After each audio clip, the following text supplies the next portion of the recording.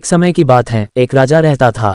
जब उनकी पत्नी की मृत्यु हो गई, पहली पत्नी के निधन के बाद उन्होंने दोबारा शादी की। उसकी दूसरी पत्नी अपने सौतेले बच्चों से घृणा करती थी और अक्सर उनके प्रति क्रूर रहती थी। राजा ने भी कभी भी उनकी देखभाल करने की जहमत नहीं उठाई और उसके बजाय अपनी पत्नी को उनकी इच्छानुसार उनके साथ व्यवहार करने दिया। बेचारी लड़कियां इससे बहुत दुखी रहती थीं। उनमें से ने एक दिन दूसरे से कहा, चलो हम यहाँ से भाग जाते हैं, क्योंकि यहाँ हमारी परवाह किसी को नहीं है। माँ की मृत्यु के बाद हमें कोई पूछने वाला नहीं बचा है। परिणामस्वरूप वह दोनों महल छोड़कर जंगल में चली जाती हैं। कुछ समय बाद वह दोनों राजकुमारियां एक बड़े आलीशान महल के सामने पहुंच जाती हैं जो जंगल के बीच में स्थित था। राजकुमारियों में से एक ने कहा, यह आलीशान महल उसी राक्षस का प्रतीत होता है जो हमारे राज्य के लोगों को अक्सर नुकसान पहुंचाता है। हाँ, पर अभी महल में कोई नहीं होगा, चलो अंदर जाकर कुछ खाने के लिए ढूंढते हैं। ऐसा कहकर वह दोनों महल की ओर चल पड़ी। महल के अंदर उन दोनों को खाने के लिए लजीज खाना मेज पर सजा हुआ मिलता है। उन्हें वापस आता देख दोनों राजकुमारी महल के भीतर छुपने चली जाती हैं।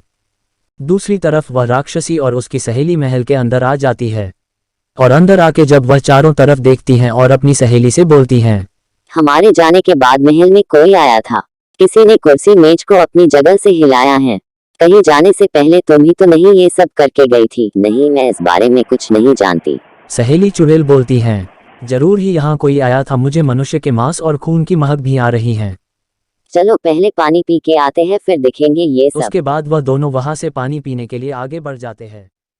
तभी वह दोनों वहां उन राजकुमारी को छुपा हुआ देख लेती हैं।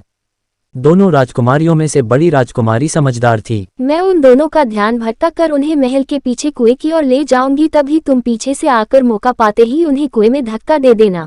बड़ी राजकुमारी बोलती हैं।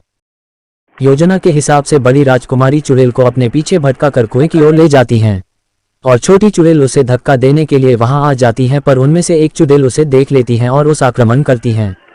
चुड़ैल के वार से छोटी राजकुमारी घायल हो जाती हैं। तब बड़ी राजकुमारी उस चुड़ैल पे हमला करती हैं और छोटी राजकुमारी से बोलती है, मैं इन्हें जंगल की ओर ले जाती हूँ, तुम महल में चली जाओ और जब तक मैं वहां लौटकर वापस न आ जाऊं तुम वहां से बाहर मत निकालना।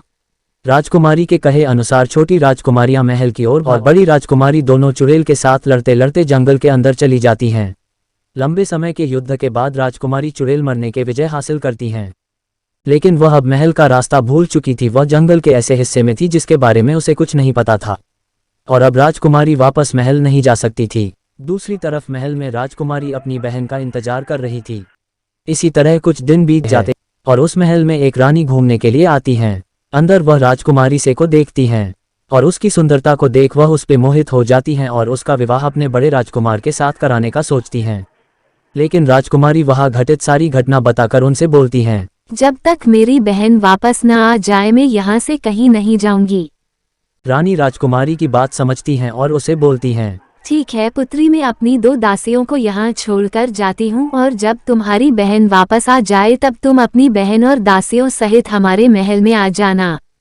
राजकुमारी लंबे समय तक अपनी बहन का इंतजार करती हैं, पर वह रास्ता भटकने के कारण वापस नहीं आती। तो रानी के बहुत समझाने पर वह राजकुमार से विवाह करके महल में रहने चली जाती हैं और अपना एक नया जीवन व्यतीत करने लगती हैं। पर वह अब भी अपनी बहन को बहुत याद करती हैं। कुछ दिन बाद राजकुमार उसी जंगल में शिकार के लिए जाते हैं और शिकार करते समय उन्हें वहां एक बहुत ही बहादुर और सुंदर लड़की से मिलता है जो जंगल में इधर उधर भटक रही थी। आप यहाँ इस घने जंगल में अकेले क्यों भटक रही है? वह लड़की से पूछता है। वह लड़की और कोई नहीं वही खोई हुई राजकुमारी थी। वह राजकुमार को अपनी सतीली माँ और चुड़ैल और बहन के बारे में सब कुछ बताती हैं। राजकुमार को उसके लिए काफी निराश होता है और उसे अपने साथ महल ले जाता है और जब वह महल में प्रवेश करती हैं तो उन्हें अपनी खोई हुई बहन दिखती हैं। वह उनसे मिलकर बहुत खुश होती हैं। तब बड़ी राजकुमारी राजकुमार के छोटे भाई से विवाह कर लेती है और दोनों राजकुमारी और राजकुमार खुशी खुशी अपना जीवन यापन करते हैं।